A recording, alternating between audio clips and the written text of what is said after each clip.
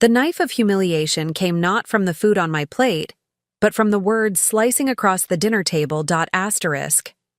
Before we begin, drop a comment and tell us, where are you from and from which city you're watching our videos?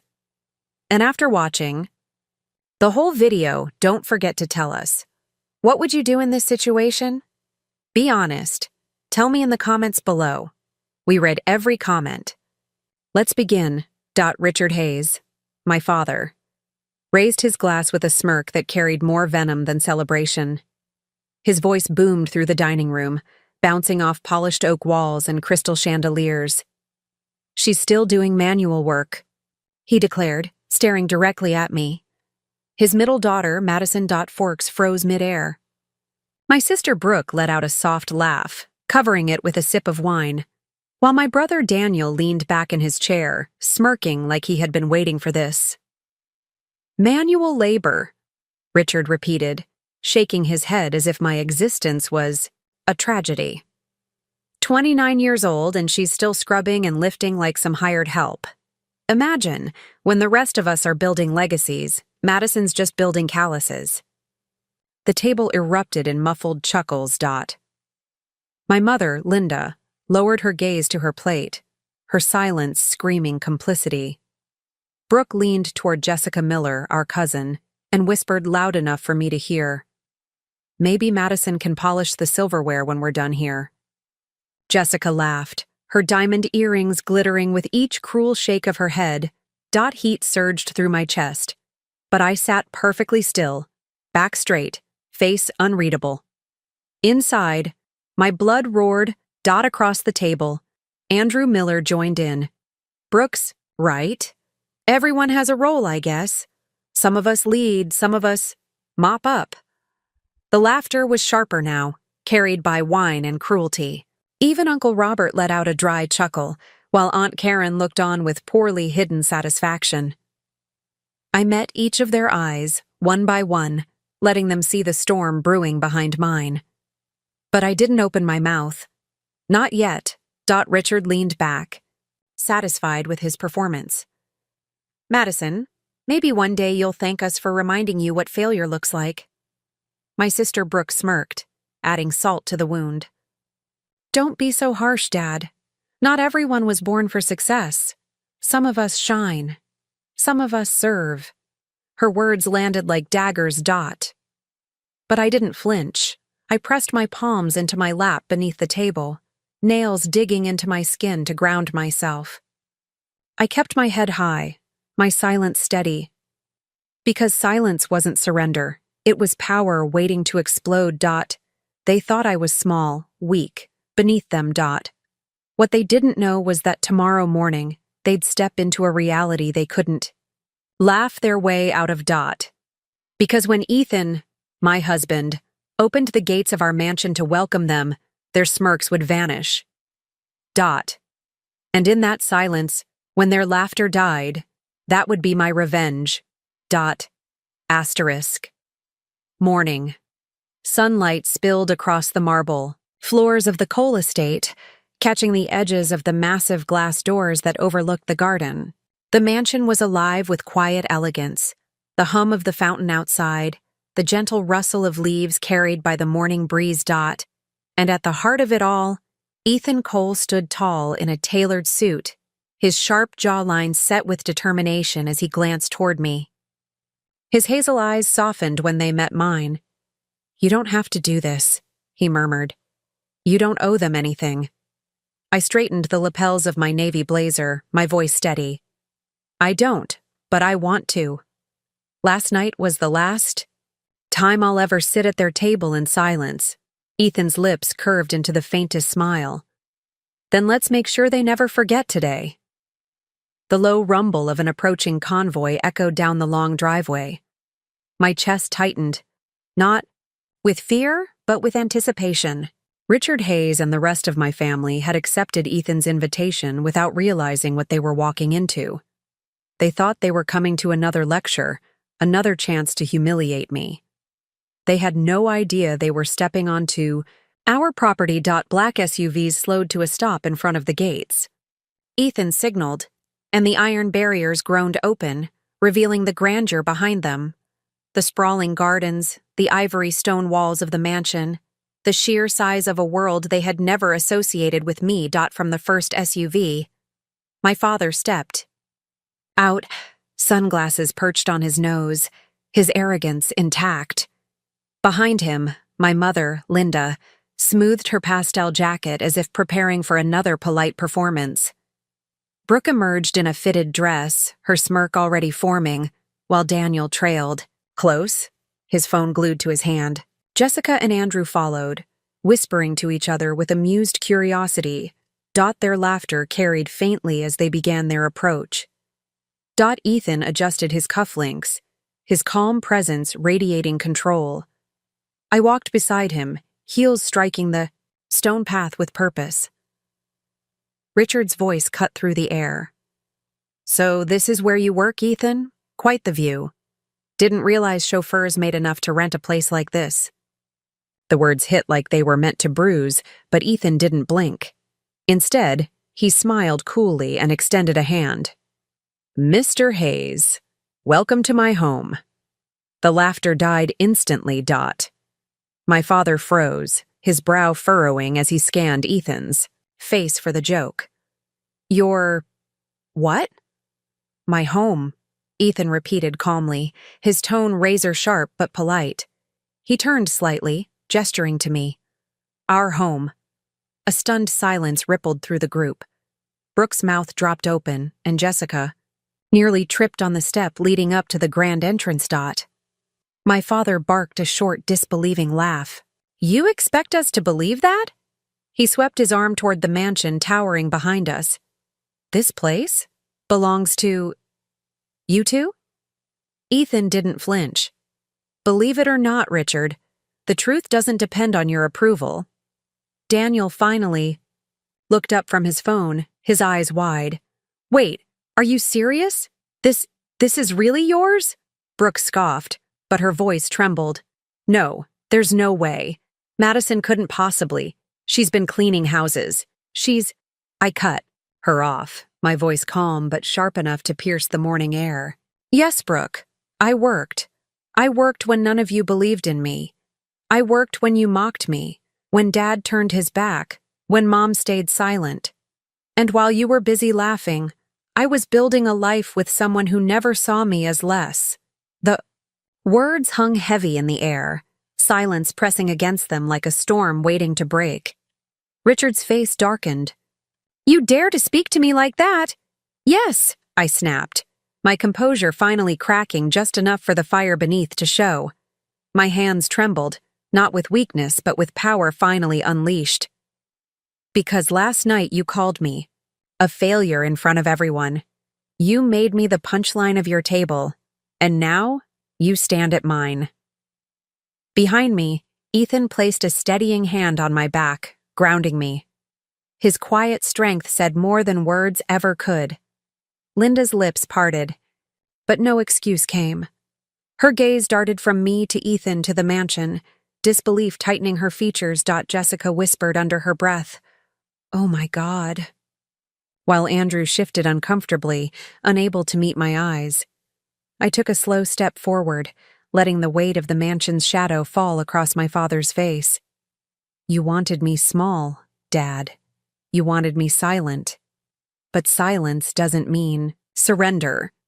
It means patience, and patience built this." Richard's jaw tightened, his pride clawing for control even as his world tilted beneath him. Brooke's smirk had dissolved into pale disbelief, and Daniel swallowed hard, his arrogance draining like water from a broken glass. The gates clanged shut behind them, and for the first time in years, I wasn't the one trapped. I was the one holding the keys. Their laughter had died. Their confidence had crumbled. And standing in the doorway of the life they said I'd never have, I finally saw it in their eyes. Fear, envy, and the bitter realization that they had underestimated me. And that was only the beginning. The heavy doors of the mansion swung open, revealing a grand foyer lined with marble columns and chandeliers that glowed like captured starlight. My family stepped inside hesitantly, their shoes clicking against polished stone. Every detail, the sweeping staircase, the gallery of oil paintings, the scent of fresh lilies drifting from the hall, spoke of wealth they never imagined belonged to me. Brooke was the first to break the silence, her voice sharp with disbelief. "This is insane. Madison doesn't belong here." Ethan's expression stayed calm, but his tone cut deep. "Funny, because she belongs here more than anyone." Richard's jaw twitched as he scanned the room. His pride fought to smother his shock, but his eyes betrayed him. He was rattled. "This doesn't make you better than us," he spat. "Money doesn't erase who you really are." I turned to face him, my voice steady. "You're right. Money doesn't define me, but neither does your approval. I built this life not to impress you, but to free myself from you." The words hit harder than I expected. My mother, Linda, shifted uncomfortably, her eyes darting away like she'd rather melt into the marble floor. Jessica and Andrew whispered, in the corner, stunned into silence for once. Brooke's laugh was brittle. "Don't act like you're suddenly someone important. You'll always be the one who took the scraps, Madison. This mansion, it's Ethan's, isn't it? You just got lucky." Her voice echoed through the hall, dripping with envy and denial. Ethan stepped forward, his gaze locking on Brooke with quiet authority. "Everything here, Brooke, is ours. Madison built as much of this life as I did. She's not lucky, she's relentless. That's something you've never understood." The sting of his words silenced her. Her smirk faltered, replaced with a flicker of shame. Richard's temper finally boiled. He slammed his hand against the back of a velvet chair. "Don't speak to my daughter that way. This family, I cut in sharply, left me to carry humiliation for years. You mocked me last night in front of everyone, Dad, and you've been doing it my whole life. But here's the truth you can't laugh away anymore. I'm not beneath you. I never was." The air grew thick, every word pressing against their pride. Daniel finally stepped forward, his voice quieter, conflicted. "Maddie, why didn't you just tell us? Why keep all this a secret?" I looked at him, my anger softening just a fraction. "Because you never asked who I was becoming. You only reminded me of who you thought I'd always be." Silence followed. The chandelier's glow reflected off tear-pricked eyes. Linda's, surprisingly. She covered her mouth, staring at me like she was seeing me for the first time.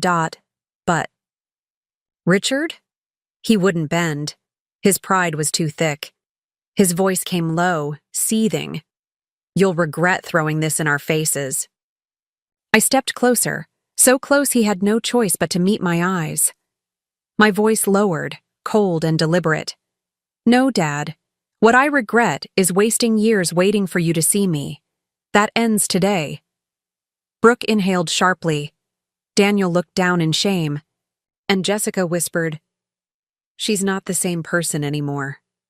And she was right. The girl they mocked at the dinner table was gone. The woman standing in front of them, the woman who had endured, who had built her life brick by brick, was someone they couldn't break anymore. Ethan slipped his arm around me, grounding me in his warmth. "They've seen enough," he murmured. But I shook my head, my eyes never leaving Richard's. "No, they haven't even begun to understand. Because revenge wasn't just about showing them what I had. It was about showing them what they'd lost. And by the look in their eyes, they were finally starting to realize it. Asterisk. The weight of the silence pressed down on everyone in the room. My family, who once thrived on loud laughter and cutting remarks, now stood muted in the glow of the chandelier. Brooke's arms were crossed, her jaw tight, but her eyes darted across the marble floors and the grand staircase like she was trapped in a nightmare she couldn't wake from. Daniel fidgeted with his phone, pretending to check messages, though the tremor in his hand betrayed him. Jessica and Andrew clung to each other, their smugness dissolved. And my father, Richard Hayes, the man who had built a reputation on control, stood motionless, his pride leaking away with every passing second. Ethan's voice broke the silence, calm and steady, but heavy with meaning. Do you see now? This isn't luck. It isn't chance.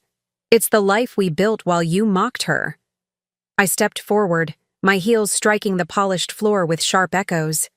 Every eye followed me. My chest tightened, but my voice came strong, every word laced with years of pain and the strength that grew from it. You wanted to humiliate me last night, Dad. You wanted me small, powerless, someone you could laugh at in front of the family. But here you are, standing in my home, choking on the truth. Richard's lips pressed thin, his fists clenched at his sides. You think this makes you better than us? No, I said firmly. This doesn't make me better. But it proves I was never less. The words cut deeper than I expected. My mother's eyes filled with tears, and for a brief second, I saw regret flicker across her face. She whispered, almost to herself, "We didn't know." I turned to her, my tone softer but still unrelenting. You didn't want to know. You stayed silent every time he tore me down. Silence can hurt as much as cruelty. Linda's hand shook as she reached for her wine glass, her shoulders folding under the weight of truth. Brooke snapped suddenly, her voice breaking. So what? You've got a mansion, a rich husband, and now you think you can gloat? That doesn't change who you are. I locked eyes with her, my voice razor sharp. No, Brooke. What I have doesn't define me. But what I endured, and what I built from it, does, and it's something you'll never take away from me again. Her words died in her throat. Richard let out a harsh breath, desperate to claw back some control. We don't need your charity, Madison. Don't expect us to bow to you now. I stepped closer, inches from him, letting him feel the full force of my resolve. I don't want your gratitude. I don't want your approval. All I wanted was respect, and since you refused to give it, I claimed it for myself.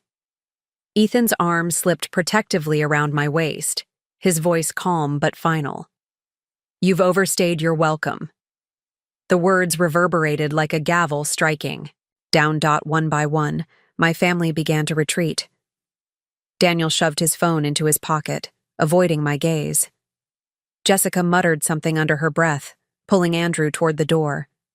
Brooke glared, but the fire in her eyes was nothing but smoke now. Richard lingered, his face a storm of rage and disbelief. For years he had been the one in control, the one whose voice silenced the room. But now, his voice meant nothing. He looked around one last time, his pride shattered, before storming out into the daylight. The heavy doors shut behind them with a final, echoing thud. I stood in the center of the grand hall, my chest rising and falling, adrenaline coursing through me. For the first time in my life, I wasn't trembling from humiliation. I was trembling from victory. Ethan leaned in, pressing a kiss to my temple. His words came soft, filled with pride. They'll never forget this moment. I smiled faintly, though tears threatened my eyes. Neither will I, because last night I had been the subject of their laughter. But this morning, I became the silence that crushed it.